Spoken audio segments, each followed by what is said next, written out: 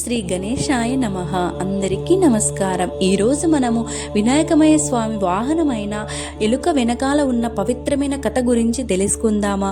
గణపతి వాహనం ఎలా ఏర్పడింది? పురాణాల ప్రకారం ఎలుక ఒక అసలు గాంధర్యుడు కుంచుడు. అహంకారం వల్ల ఒకరోజు మహర్షి శాపంతో ఎలుకగా మారింది. అపారమైన శక్తి ఉన్న భారీ ఎలుక అందరినీ ఇబ్బంది కలిగిస్తూ అల్లరి చిల్లరి చేస్తూ ఉండేది.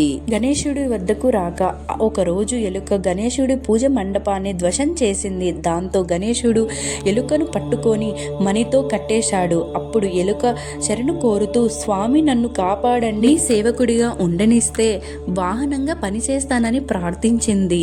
గణపతి ఆశీర్వాదం. గణేశుడు దాని పశ్చాత్తాపాన్ని గ్రహించి ఎలుకగా నన్ను ఏ లోకానికి తీసుకెళ్తే వాహనంగా నువ్వే ఉండాలని వరంగా ఇచ్చాడు.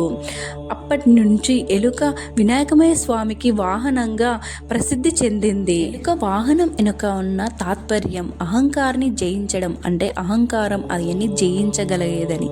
ఎలుక వేగంగా పాకే స్వభావం కలది. మనలోని ఆలోచనలు అల్లరి అహంకారం గణేశుడు దానిపై కూర్చోవడం వల్ల, అంటే మన అహంకారాన్ని నియంత్రించడము.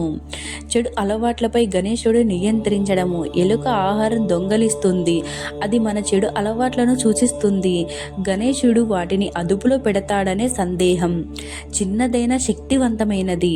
ఎలుక చిన్నది కాని పని పెద్దది. గణపతి చెప్పేది ఎంత చిన్నారైనా సేవలో పెద్ద పనులు చేయగలరు. ఇదే వినాయకుడికి ఎలుక వాహనమైన పవిత్ర కథ. మీకు నచ్చితే ఒక చిన్న లైక్ చేయండి, షేర్ చేయండి, సబ్స్క్రైబ్ చేయండి please. Thank you for watching. ఓం గణపతే నమః. ఓం గం గణపతే నమః.